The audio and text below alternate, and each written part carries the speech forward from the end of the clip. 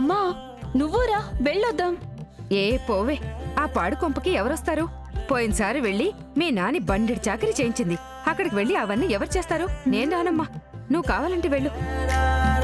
Luggage కార్లో పెట్టించావా? పెట్టానత్తయ్య. పూజ సామాగ్రి అంతా తీసుకున్నావు కదా? తీసుకున్నానత్తయ్య. ఏది మర్చిపోలేదు కదా? లేదత్తయ్య. అక్కడికి వెళ్ళాకేమీ దొరకదు మరి, అందుకే. సరే ఏయ్, నువ్వు ఇంకా రెడీ అవ్వలేదా? నువ్వు రావట్లేదా? ఆహా, అత్తయ్య అది ఏంటి అది ఇది? అంటే నువ్వు దేవాలయానికి రావా? అది కాదే, నీకు దేవుడు అంటే చాలా భక్తి కదా. ఆ? మొహం మూతి అంతా విభూది రాసుకుని ఇల్లంతా తిరుగుతూ ఉంటావు. నువ్వు రాకపోతే ఎలాగే? ఆ? అది అత్తయ్య, యాక్చువల్లీ నాకు మీతో రావాలని చాలా ఆశగానే ఉంది. కానీ ఎందుకో సడన్ గా తల తిరిగినట్టుగా అనిపిస్తోంది. అందుకే అది కాదు సుమతి, అప్పుడే చెప్పాల్సింది కదా. టీ బాగుందన్నావు, నేను 2 సార్లు పెట్టించాను. పైత్యం ఎక్కువైందేమో. కన్నా తనకు కొంచెం ఏమైందో చూడు. అయ్యో అక్క, అదేం అక్కర్లేదు. అది తల తిరిగి పడిపోతే ఎలా ఉంటుందో చూపించాను అంతే. నేను మీతో అక్కడికి వచ్చి నా తల తిరిగిపోయి దానివల్ల మీరందరూ ఇబ్బంది పడి ఇవన్నీ ఎందుకని మీరు హాయిగా వెళ్ళిరండి, పర్వాలేదు. ఇల్లు జాగ్రత్త. అరే ఏంటి వీళ్ళు మాట వరుసకు ఒకసారి వస్తావని కూడా అడగకుండా బయలుదేరి వెళ్ళిపోతారేంటి? బంగారు, నీకు టాబ్లెట్ తీసుకోవడం గుర్తుంటుందా లేక మిస్ అవుతుందా?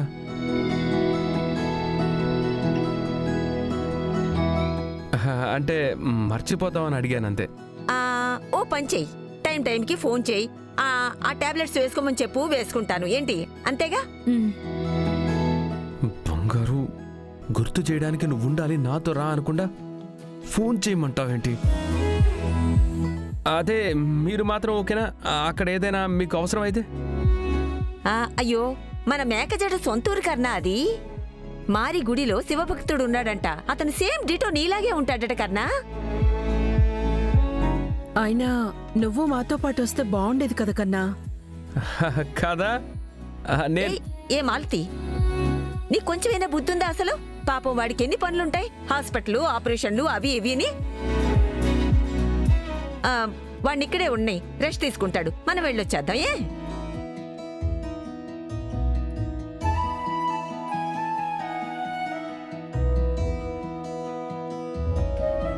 ఓహోహోహో, మీ సంబరం చూస్తుంటే దేవుడే ఇక్కడికి వస్తాడేమో. అయితే సరే, అందరూ వెళ్ళిరండి. గుడికి వెళ్ళొస్తానండి, ఆశీర్వదించండి. నా ఆశీర్వాదం కన్నా దేవుడి ఆశీర్వాదం గొప్పది. వెళ్ళిరండి. దేవీ దర్శనం చేసుకోకముందే చూడు, ఆ దేవి నాకు ఆశీర్వాదం ఇచ్చేసింది.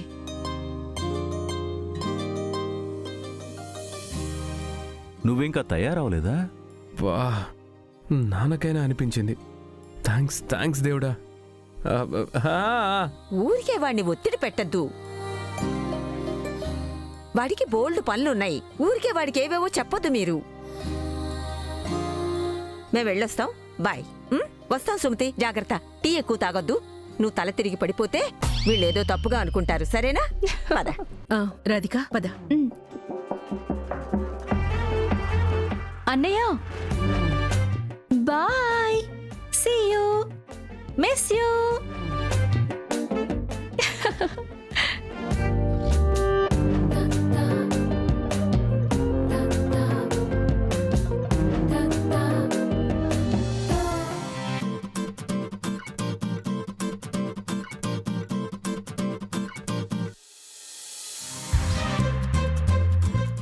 పొద్దున్నే అక్క వంటగదికి ఎందుకొచ్చింది అని ఆలోచిస్తున్నావా? నీ లవ్ స్టోరీకి తాలింపు పెట్టడానికి వచ్చాను. తాలింపు పెట్టక ముందే మాడిపోయింది ఇక్కడ. ఆ అబ్బాయి ఓకే అనే వరకు మా అమ్మాయి మాట్లాడనని చెప్పింది ఓకే. కానీ ఇప్పుడు అబ్బాయే ప్రేమిస్తున్నానని ఒప్పుకున్నాక మన అమ్మాయి సైలెంట్ గా ఉందెందుకు? కర్ణ సార్ బదులు ఎవరో పేరు చెప్తే సైలెంట్ కాదు, స్విచ్ ఆఫ్ అయిపోవాలనిపిస్తుంది. హలో, సైలెంట్ సుబ్బలక్ష్మి గారు. అక్క నువ్వేవేవో పేర్లతో పిలవద్దు నన్ను. ఓహో, అన్ని పేర్లు నీ బాయ్ ఫ్రెండ్కి రిజర్వ్ చేసేసావా? ఊరికి ఇరిటేట్ చేస్తున్నావు. నీతో మాట్లాడి నేను పో. ఏయ్, ఈ కోపం అంతా నీ బాయ్ ఫ్రెండ్ కార్తిక్ దగ్గర చూపించు. అరే, నీ బాయ్ ఫ్రెండ్ గురించి మాట్లాడుతుంటే బుంగమూతి పెడతావేంటి? ఎందుకు? ఆ, నా- ఆ, ఆ, ఆ అక్క, అది తనకు ఒక అక్క ఉంది. ముందు తన పెళ్ళయ్యే వరకు ఇతను మా పెళ్లి గురించి మాట్లాడలేడు.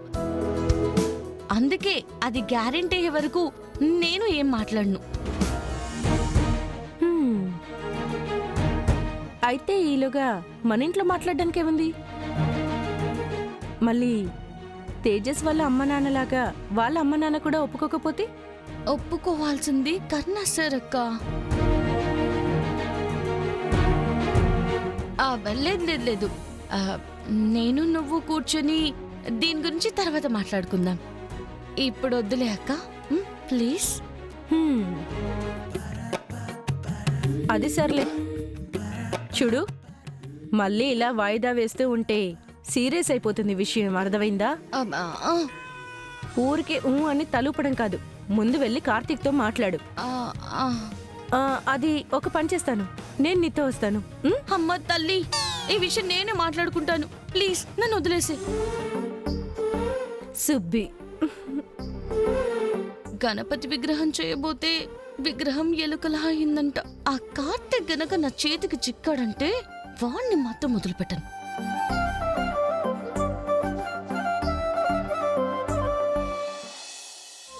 నిత్య, ఊరికెళ్ళడానికి అన్ని ప్యాక్ చేసేసావా? అంతా ప్యాక్ చేసేసాను. ఆ, అమ్మా, ఇదొక్క లగేజ్ తప్ప మిగతా అంతా కారులో పెట్టేశాను. సరే బాబు. అయినా ఎంత ముద్దుగా ఉందో చూడు నా మనవరాలు.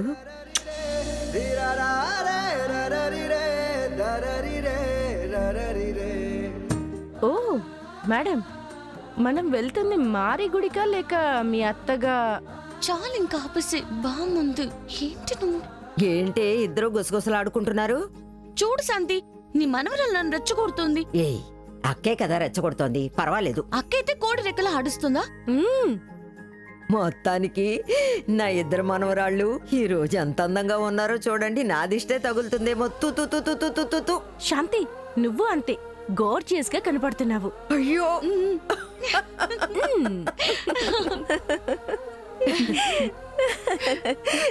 మేకజడ, ఇదేంటే మనవరాళ్ల చేత దిష్టి తీయించుకుంటున్నావా?